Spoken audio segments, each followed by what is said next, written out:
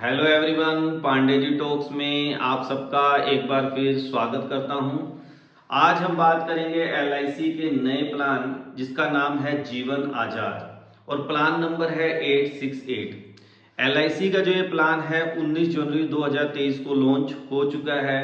अब इसके कौन कौन से बेनिफिट हैं और कौन कौन सी इसमें नई बातें हैं वो एंड तक आप इस वीडियो में बने रहें तो आपको समझ आ जाएगा। तो हम स्टार्ट करते हैं आज का अपना वीडियो जीवन आजाद। तो जीवन आजाद जैसे ही अपने आप को नाम से ही बता रहा है कि इसमें क्या है कि इस प्लान की खासियत क्या है कि आप टेंशन फ्री हो जाएंगे इस प्लान को लेने के बाद। तो आइए समझते हैं एलआईसी के जीवन आजाद को जिसका प्लान नंबर है 868। ये क्या है, अपने आप एक non linked non participating individual saving life insurance plan है। यानी इसका मार्केट के साथ कोई लिंक नहीं है, यानी शेयर मार्केट में इसके पैसे नहीं लगेंगे। Non participating individual saving plan है। सपोज करिए कि एक गवर्नमेंट का व्यक्ति है जिसको हम एलआईसी की जो इंश्योरेंस दे सकते हैं, जो उसकी लिमिट है उसको 20 लाख तक केवल दे सकते हैं उसकी आय के अकॉर्डिंग। मगर हम चाहते हैं कि हम उसको 25 लाख की इंश्योरेंस दे दें, तो उसके लिए हमें क्या करना पड़ेगा, हमें एक ऐसे प्लान की जरूरत पड़ेगी जो कि नॉन पार्टिसिपेटिंग हो और उसमें आपका आता है एलआईसी का जीवन आजाद। तो इस प्लान की एक सबसे बड़ी खासियत एजेंट्स के लिए काफी इंपॉर्टेंट है कि आप एक व्यक्ति को जिसकी एक लिमिट क्रॉस कर चुके हो और उसको भी अगर आप प्लान देना चाहें तो ये non participating individual saving plan है, आप उसको दे सकते हैं। एंडोमेंट प्लान है। अब इस प्लान की जो सबसे बड़ी खासियत है उसको समझ लेते हैं। वो क्या है कि ये जो प्लान के जो टर्म है, पॉलिसी टर्म जो है इसकी, वो 15 to 20 ईयर्स है। यानी 15 से 20 साल तक के लिए हम ये प्लान किसी व्यक्ति को दे सकते हैं।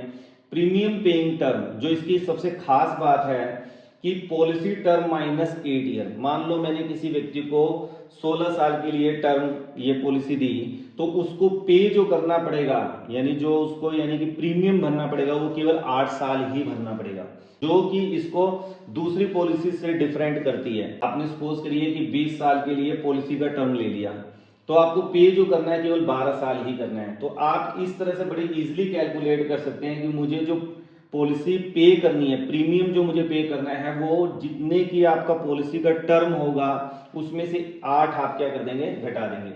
इसका जो मिनिमम सम एश्योर्ड है या बेसिक सम एश्योर्ड है वो है 2 लाख और मैक्सिमम जो है वो क्या है 5 लाख है। तो केवल आप ये 5 लाख तक अगर किसी व्यक्ति को बेसिक सम एश्योर्ड चाहिए तभी आप ये पॉलिसी उसे दे सकते हैं, 2 लाख से लेके 5 लाख तक का। इसमें जो इसकी खास बात है वो ये है कि इसका एक तो प्रीमियम कम है और दूसरा क्या है, जो आपकी टर्म है पीपीटी जो है, यानी आपको जो प्रीमियम पे करना है वो क्या है, कम टाइम के लिए पे करना है और आपको एक अच्छा खासा बेनिफिट यहाँ पे मिल रहा है। अब हमारे पास सबसे पहले इसमें खास बातें क्या हैं वो समझ लेते हैं। इसमें आपको ऑप्शनल राइडर भी गिवन गए हैं, यानी एलआईसी का accidental death and disability benefit है इसमें। यानी किसी व्यक्ति की दुर्घटना की वजह से डेथ हो जाती है या वो डिसेबल हो जाता है, वो काम नहीं कर सकता, तो एलआईसी यहाँ पे उसको एक राइडर प्रोवाइड करती है जिसका नाम है accidental death and disability benefit. दूसरा राइडर है एक्सीडेंटल बेनिफिट राइडर। इसका बेनिफिट क्या है कि अगर किसी व्यक्ति की एक्सीडेंट के थ्रू डेथ होती है तो जो उसका बेसिक सम एश्योर्ड है वो डबल हो जाता है। सपोज करिए कि आपने 5 लाख की पॉलिसी का सम एश्योर्ड लिया है, अगर व्यक्ति की एक्सीडेंट की वजह से डेथ होती है तो उसको 10 लाख रुपीस क्या एलआईसी क्या करेगी, एक मुश्त प्रोवाइड करेगी। एलआईसी प्रीमियम वेवर बेनिफिट भी इसमें अलग से दिया गया है जो कि इस पॉलिसी के लिए काफी इंपॉर्टेंट है। मान लीजिए एक व्यक्ति है जिसके 1 साल का बच्चा है और उसको हमने ये प्लान दे दिया, अब हम उस क्या कर देते हैं, प्रीमियम वेवर बेनिफिट दे देते हैं। इसका बेनिफिट क्या होता है कि आपने उसके लिए प्लान किया है कि उसको 20 साल बाद 18 साल बाद इतने एक अमाउंट मिले और अगर किसी अनहोनी की वजह से उस व्यक्ति की डेथ हो जाती है तो अब प्रीमियम कौन पे करेगा। तो एलआईसी अगर आपने ये प्रीमियम वेवर बेनिफिट ले रखा है तो मान लीजिए एक्सपोज करिए एक व्यक्ति ने बीमा किया किसी बच्चे का 1 साल के लिए, अब उसका जो प्रपोजर है उसकी डेथ होगी 5 साल बाद, तो अब जो 15 साल की जो प्रीमियम बचा है उसको एलआईसी पे करेगा अगर किसी व्यक्ति ने LIC premium waiver benefit rider ले रखा है। तो नेक्स्ट हम बात करते हैं, तो अब हम समझ लेते हैं कि इसकी एलिजिबिलिटी कंडीशन क्या है और रिस्ट्रिक्शंस क्या है, यानी किन व्यक्तियों को हम ये प्लान प्रोवाइड कर सकते हैं। तो अब बड़ा ही इंपॉर्टेंट इसमें जो खास बात है कि 90 डेज, यानी अगर हम किसी बच्चे को भी ये प्लान, अगर किसी पेरेंट्स के किसी बच्चे के लिए अगर हम ये प्लान देना चाहें तो हम उसे बड़े आराम से ये प्लान दे सकते हैं, क्योंकि 90 डेज के लिए है। अगर 90 डेज का बच्चा हो चुका है तो आप उसके लिए ये प्लान उसके नाम से कर सकते हैं। प्रपोजल उसके पेरेंट्स या जो भी गार्जियन है उनको आप रख सकते हैं। Maximum age at the entry क्या है, 50 ईयर। अगर एल्डर कोई व्यक्ति है, बड़ा व्यक्ति के लिए क्या है, 50 साल इसकी क्या है, लिमिट है, maximum age eight entry. Premium जो मैंने अभी आपको बताया है कि जो आपको पे करना है वो 20 साल तक का है। ईयर है nearer birthday. Minimum age at maturity, अब इसमें कम से कम जब ये प्लान मैच्योर्ड होगा तो व्यक्ति की एज कितनी होनी चाहिए, 18 साल, और मैक्सिमम कितनी हो सकती है, वो क्या है, 70 साल। तो आप ये समझ सकते हैं जो 50 साल का व्यक्ति है उसने 20 साल का टर्म लिया है तो उसकी एज क्या हो जाएगी, 70 साल हो जाएगी। तो ये आपको यहाँ पे एक समझने वाली बात है कि कौन कौन से व्यक्ति इस प्लान को ले सकते हैं। तो 90 दिन के बच्चे से लेकर हम 50 साल के बड़े तक को ये प्लान क्या है, दे सकते हैं। अब हम बात करते हैं इसकी बेनिफिट की। तो बेनिफिट में दो बातें की जाती हैं। एक तो व्यक्ति सोचता है अगर डेथ हो गई जिस व्यक्ति का हम LIC का प्लान दे रहे हैं तो क्या होगा, एक अगर वो व्यक्ति सर्वाइव करता है तो क्या होगा। तो दो टाइप के बेनिफिट होते हैं, डेथ बेनिफिट और सर्वाइवल बेनिफिट। तो डेथ बेनिफिट क्या है कि आपने जो भी बेसिक सम एश्योर्ड चूज किया है, मान लीजिए आपने 2 लाख किया है तो डेथ मान लो 1 साल बाद होती है किसी व्यक्ति की प्रस्तावित किया, 2 साल बाद या 10 साल बाद, तो उसको बेसिक सम एश्योर्ड अमाउंट मिलेगा ही मिलेगा, यानी 2 लाख रुपए उसको मिलेंगे। ग्रांटेड प्लान है अपने आप में, ये भी आपको समझने वाली बात है। कि अब हम बात करते हैं मैच्योरिटी बेनिफिट। मैक्सिमम अगर हम किसी को प्लान देते हैं तो हम उसके मरने के लिए नहीं देते हैं, हम उसके जीने के लिए देते हैं। कि सर्वाइव करता है तो उसकी जो सेविंग है वो क्या होगी, मगर किसी भी व्यक्ति के हाथ में उसकी जन्म और मृत्यु नहीं होती। तो उसलिए हम एक फैमिली को सेव करने के लिए ये इंश्योरेंस प्लान दिए जाते हैं।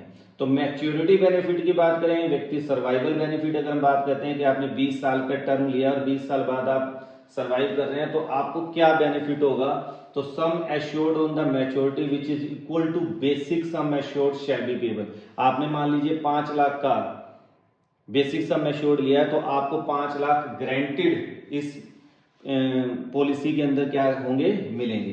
अब अगर कोई व्यक्ति चाहता है कि जो मेरी मैच्योरिटी है उसको मैं सेटलमेंट ऑप्शन है कि मैं इकट्ठे सारे पैसे नहीं चाहता, मैं चाहता हूं कि मुझे मंथली एज ए पेंशन मिले या फिर मेरे को क्वार्टरली अमाउंट मिले या हाफ ईयरली मिले या ईयरली मिले।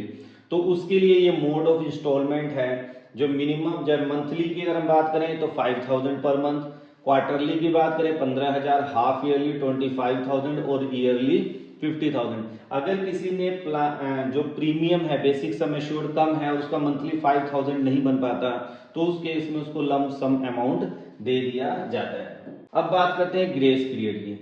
जिस व्यक्ति ने अगर ईयरली मोड पे प्रीमियम पे करने की बात की है तो उसको 30 डे का क्या है, ग्रेस पीरियड है। और अगर कोई हाफ ईयरली बात करता है या क्वार्टरली प्रीमियम देता है तो उसके लिए भी 30 डे है। मगर अगर आपने मंथली मोड को चूज किया है कि मैं मंथली इसकी प्रीमियम भरूंगा तो आपको केवल 15 डे का ग्रेस पीरियड यहाँ पे दिया जाता है। मोड ऑफ रिबेट, ये बहुत कम लोग जानते हैं इसके बारे में, इसीलिए मैक्सिमम लोग जब इंश्योरेंस परचेज करते हैं तो इस चीज की तरफ बहुत कम ध्यान देते हैं, जबकि ये भी एक ध्यान देने वाला पॉइंट है। मोड ऑफ रिबेट क्या है कि मान लो आप ईयरली मोड दे रहे हैं तो आपका जो टैबुलर प्रीमियम है उसमें 2% का आपको बेनिफिट होता है। अगर हाफ ईयरली मोड आपने चूज किया है तो केवल 1% टैबुलर प्रीमियम का आपको बेनिफिट होता है। क्वार्टरली और मंथली में नेट सिस्टम के थ्रू या SSS मोड के थ्रू आप अगर करते हैं तो आपको कोई बेनिफिट नहीं मिलता, आपको जितना प्रीमियम है उतना ही LIC को देना पड़ता है। तो ये मैक्सिमम आप कोशिश किया करें कि ईयरली मोड या हाफ ईयरली मोड चूज किया करें। मगर हम क्योंकि मंथली अपने बैंक के थ्रू पेमेंट करना चाहते हैं तो फिर हमारे पास एक ऑप्शन बचता है नेट, तो आप मंथली भी इसकी मोड दे सकते हैं।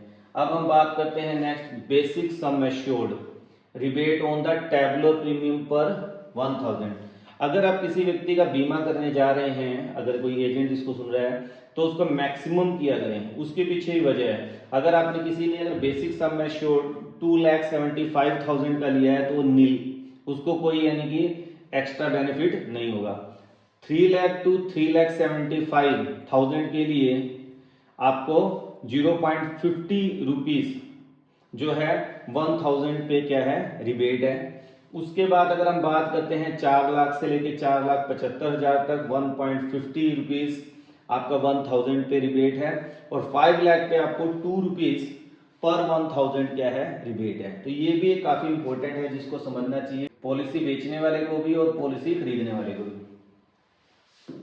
अब बात करते हैं मैक्सिमम, पूछते हैं क्या हम इस पॉलिसी के दौरान लोन ले सकते हैं। तो बिल्कुल आप इस पॉलिसी के दौरान लोन ले सकते हैं, मगर उसके लिए जो मिनिमम कंडीशन है वो 2 ईयर है। जब आप 2 ईयर का कंप्लीट प्रीमियम प्रोवाइड कर देते हैं तो उसके बाद आप क्या है पॉलिसी के ऊपर लोन ले सकते हैं। अगर आपकी पॉलिसी इन फोर्स है, इनफोर्स यानी आपकी पॉलिसी चल रही है 5 साल हो गए 6 साल हो गए, आप लेना चाहते हैं, तो जो भी आपकी सरेंडर वैल्यू होगी उसका 90% तक आपको लोन LIC प्रोवाइड करेगी। और अगर आपने 8 जैसे आपने प्रीमियम चूज किया है 8 ईयर तक का और 16 ईयर टर्म चूज की है, तो 8 ईयर आपके कंप्लीट हो चुके हैं, अब आप पेड कर चुके हैं। उसके बाद अगर आप प्रीम लोन लेते हैं तो 80% अमाउंट के ऊपर आपको क्या है जो सरेंडर वैल्यू होगी उसका 80% आपको क्या है लोन प्रोवाइड कर दिया जाएगा। लोन का जो इंटरेस्ट है जनरली वो 9.5% होता है, मगर ये वैल्यू LIC बार बार क्या करती है डिफरेंट टाइम पे चेंज करती रहती है। रिवाइवल की बात करें, मान लो किसी व्यक्ति ने किसी कारण से प्रीमियम नहीं भरा और आपकी LIC क्या होगी बंद होगी, मगर आपको यहाँ पे क्या है लैप्स हो गई है और आप चाहते हैं कि नहीं अब मैं इस पॉलिसी को दोबारा स्टार्ट करना चाहता हूँ, तो आप 5 साल के अंदर अंदर इसको क्या कर सकते हैं दोबारा उसकी जितनी प्रीमियम है उसको पे करके आप इसको दोबारा स्टार्ट कर सकते हैं। ये भी एक अच्छा ऑप्शन यहाँ पे गिवन है। सरेंडर वैल्यू मैंने आपको बता ही दिया है कि 2 साल के बाद आप इस पॉलिसी में सरेंडर कर सकते हैं और जो भी उसकी वैल्यू होगी वो आपको मिलेगी। अब हम इस बात को एक एग्जाम्पल के थ्रू समझते हैं कि हमें कितना अगर हम सरेंडर करते हैं तो क्या मिलेगा और क्या क्या इसके बेनिफिट है, वो सारा अच्छी तरह समझ लेते हैं। जैसे हम देखें अगर पॉलिसी ईयर की बात करें फर्स्ट ईयर की, तो ये 2 लाख के लिए बनाया गया है, तो जो आपका फर्स्ट प्रीमियम जाएगा वो 12,083 रुपए है। सपोज करिए एक व्यक्ति के लिए जिसकी एज 30 एज है जिसकी, और मैच्योरिटी की बात करें डेथ मैच्योरिटी क्या है 2 लाख। अगर आपने एक प्रीमियम भी भर दिया है किसी व्यक्ति ने और उसका बेसिक सम एश्योर्ड 2 लाख है, तो उसके बाद भी अगर उस व्यक्ति को कुछ हो जाता है तो 2 लाख गारंटीड उसको बेनिफिट होगा ही होगा। मिनिमम गारंटी सरेंडर वैल्यू जो है 1 साल के बाद कुछ भी नहीं है 0 पैसा, 2 साल के बाद 7,250 है, 3 साल के बाद 12,687 है। तो ये सरेंडर वैल्यू किनारे पे आप पढ़ सकते हैं। ये सारी वैल्यू क्या है 18 ईयर के अकॉर्डिंग आपको दिया हुआ है, अगर कोई व्यक्ति 18 ईयर का प्लान लेता है। अब 18 ईयर का जब अगर आप प्लान ले रहे हैं तो 18 में से 8 गए 10, तो केवल आपको 10 साल तक क्या है प्रीमियम पे करना है। वैल्यू देख सकते हैं, पहली वैल्यू है 12,083, फिर 24,000, 36,000, 48,000, 60,000, 72,000, 84,000, 96,000, 1,08,000, फिर 1,20,000। यानी जैसे ही आपका 10 तक पहुंचा उसके बाद सारा क्या हो गया कॉन्स्टेंट, यानी आप जो मैक्सिमम अमाउंट पे करेंगे वो 1,20,000 पे करेंगे, और जो नेट अगर आप सरवाइव करते हैं तो 2 लाख आपको मिलेंगे, और बीच में भी कुछ होता है तब भी आपको 2 लाख इस प्रीमियम इस पॉलिसी के दौरान मिलेंगे। तो मुझे उम्मीद है कि आपको इस पॉलिसी के बारे में सारी बातें बारीकी से समझ आ गई होंगी। फिर भी किसी को लगता है कि नहीं मुझे अभी क्लियर नहीं हुआ है तो आप कमेंट बॉक्स में मेंशन करें। बहुत जल्दी नई पॉलिसी के बारे में डिटेल में आपके साथ मिलता हूं, जो मेरे को LIC की सबसे अच्छी पॉलिसी लगती है सिप। नेक्स्ट वीडियो में आपको सिप के ऊपर देने वाला हूं, तो बहुत जल्दी मिलते हैं। Thank you, have a nice day, thanks for watching this video. Next video में बहुत जल्दी मिलते हैं। Thank you.